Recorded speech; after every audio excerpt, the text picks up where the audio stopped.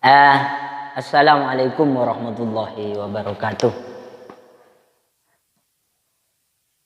Ada dari teman saya mengirimkan tentang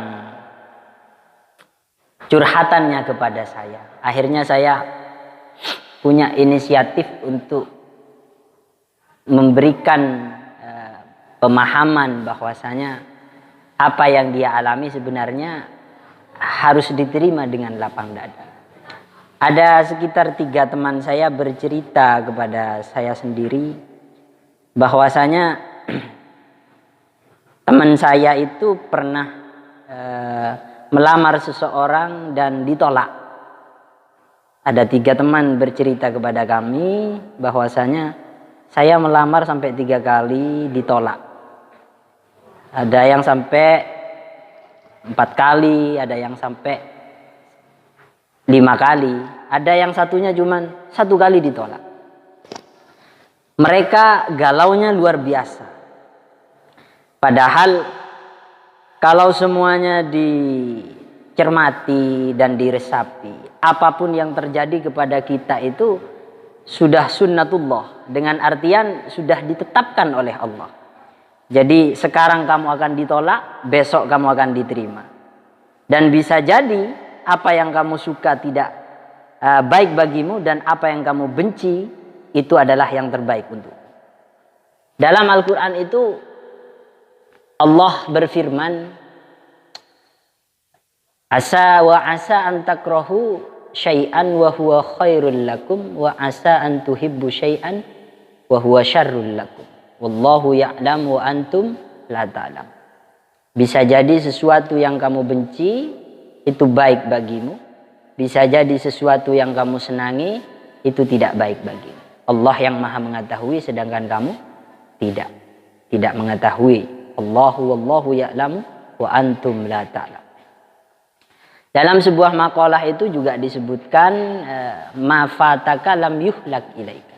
Sesuatu yang tidak kamu dapatkan atau sesuatu yang tidak kamu peroleh, maka itu berarti tidak tercipta untukmu. Jadi kita jangan bersusah payah galau gara-gara ngelamar jadi PNS tidak diterima, ngelamar putrinya kiai tidak diterima, ngelamar jadi mutin dan lain sebagainya itu tidak diterima, lalu kita galau dan lain sebagainya. Semua yang akan menimpa kepada kita itu sudah ada garis sunnatullah. Dan bisa jadi itu adalah hal yang tidak baik karena tidak diterima. Bisa jadi pada akhirnya Allah sudah menyiapkan yang lebih indah daripada kamu.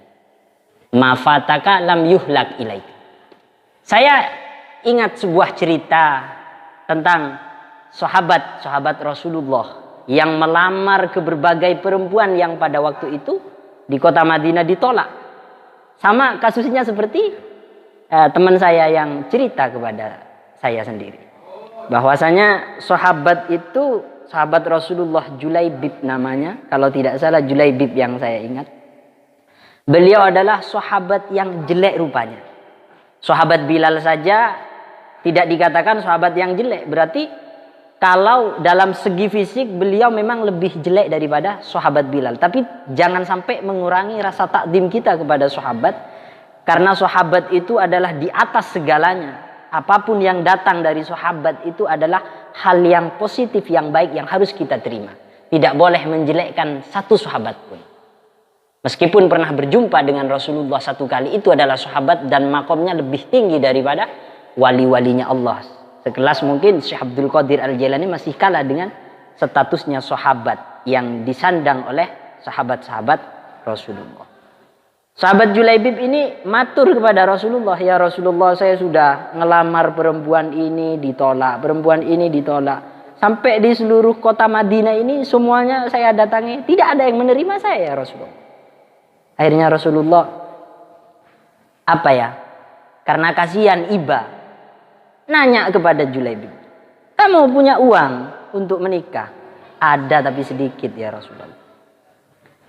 Tapi saya pengen nikah.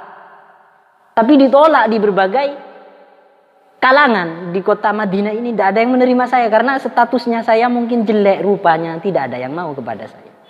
Akhirnya Rasulullah, ya sudah, kamu datang ke rumah ini, kompleks ini, kamu datang ke sana, bahwasanya kamu disuruh untuk melamar putrinya, disuruh saya.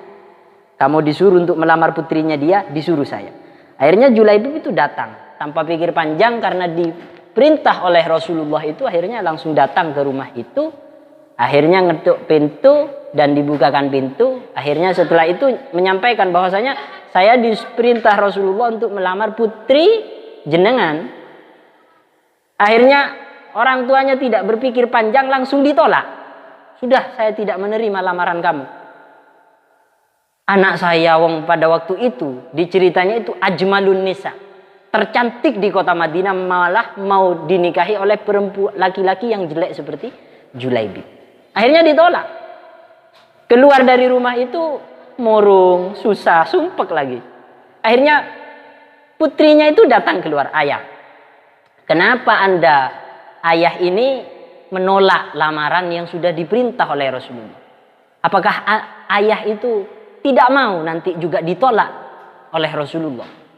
Apakah tidak menyesal nanti ditolak oleh Rasulullah? Akhirnya ayahnya kepikiran, iya ya, itu adalah suruhan Rasulullah. Bagaimana kalau saya juga ditolak sebagai umatnya nanti? Akhirnya anak yang baik itu, perempuan yang baik itu nyampaikan kepada ayahnya bahwasanya apapun yang diperintah Rasulullah itu baik. Tidak seperti mungkin anak sekarang, kalau jelek, tidak tampan, tidak kaya, tidak diterima. Tapi kalau di masanya Rasulullah tidak seperti itu. Ketika Rasulullah menyampaikan seperti ini, langsung diterima tanpa memandang fisik, cantik, jelek, dan lain sebagainya. Langsung nurut.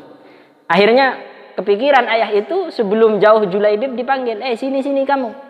Ada apa lagi? Anak saya mau dinikahi sama kamu. Ini akan menjadi sejarah yang luar biasa. Bahwasanya ada orang yang terjelek di kota itu akan menikahi dengan perempuan tercantik di kota itu, di kota Madinah. Ajmalun nisa pada waktu itu, mungkin kalau sekarang Miss Indonesian, atau disebutkan ratu kecantikan dunia mungkin. Karena paling cantiknya perempuan di kota Madinah pada waktu itu. Akhirnya senang luar biasa Julaibib ini, akhirnya datang kepada Rasulullah. Gimana?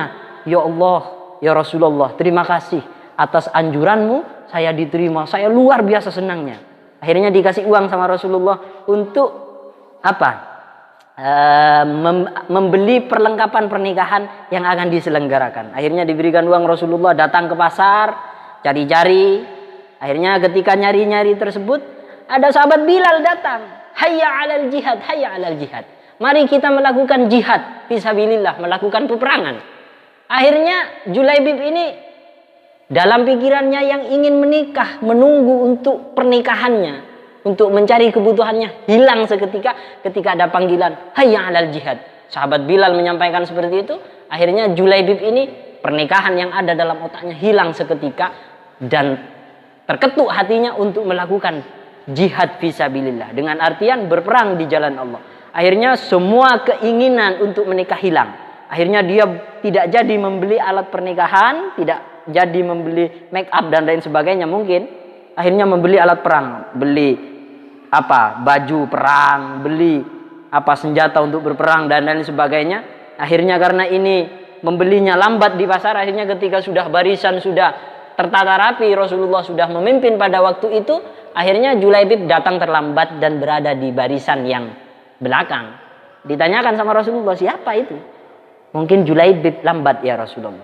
Akhirnya setelah itu terjadilah peperangan dan perang sudah usai. Biasa Rasulullah ketika sudah peperangan usai, Rasulullah itu mencari sahabatnya yang masih hidup, siapa yang sudah meninggal, diperiksa satu persatu.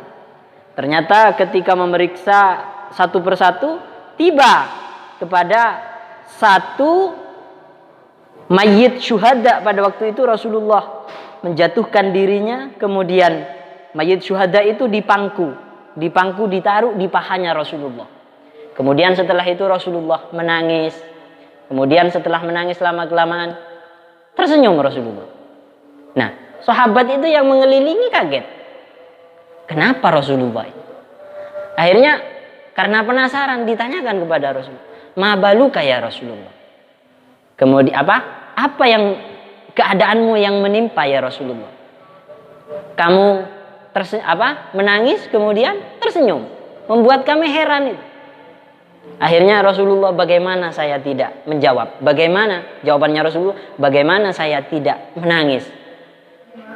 Karena saya ingat perjuangan laki-laki ini, Julaibib ini. Dia ingin melamar putri di seluruh kota Madinah ini, melamar satu persatu ditolak. Kemudian saya suruh untuk melamar putrinya Fulan bin Fulan yang paling cantik pada saat ini. Diterima. Kemudian dia akan segera melangsungkan pernikahan. Yang ingin menikah akan segera tercapai. Tiba-tiba mati, tidak jadi menikah. Bagaimana saya tidak kasihan? Akhirnya saya bersedih. Karena orang ini tidak jadi menikah, malah menjadi syahid fisabilillah. Tetapi saya tersenyum. Karena setelah saya menangis, tiba-tiba malaikat Jibril datang kepada saya. Menyampaikan kabar, ya Rasulullah. Laki-laki itu sudah dinantikan bidadari-bidadari surga yang ada di surga pada waktu itu. Ini sudah lama dirindukan oleh bidadari surga. Jadi dia tidak jadi nikah di dunia karena sudah ditolak di berbagai tempat. Karena dia sudah dirindukan atau sudah dinanti oleh istrinya yang ada di surga. Ajmalun nisa di kota Madinah pada waktu itu, tercantik di kota Madinah ketika dibanding dengan perempuan surga. Bayangkan, bidadari yang ada di surga andaikan meludah ke lautan maka akan menjadi tawar. Dibandingkan dengan perempuan dunia, maka tidak ada apa-apanya.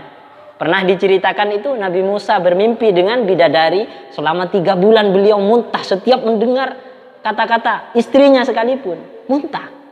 Dari saking jeleknya di dunia ini dibandingkan dengan bidadari surga.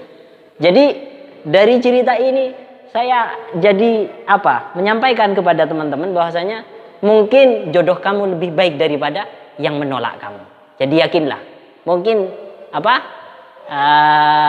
keadaan kamu seperti sekarang ini mungkin sudah dinantikan bidadari surga. Tapi pesan saya, jangan berkecil hati. Kamu ditolak di satu tempat, insya Allah di tempat yang lain kamu akan dijadikan mahkota. Ataupun dengan artian kita tidak punya tempat di sini, di tempat yang lain kita mempunyai derajat yang tinggi. Jadi jangan berkecil hati. Ingat kepada kata-kata ma fataka lam yuhlak ilaika. Apa yang tidak kamu dapatkan, apa yang tidak kamu peroleh, itu berarti tidak tercipta untukmu. Sahabat, mungkin seperti ini yang bisa saya sampaikan kepada teman-teman. Mudah-mudahan jadi motivasi kepada kita agar supaya terus berdoa dan berusaha yang terbaik ke depannya untuk kita. Akhiran dari kami, kurang lebihnya mohon maaf. Assalamualaikum warahmatullahi wabarakatuh.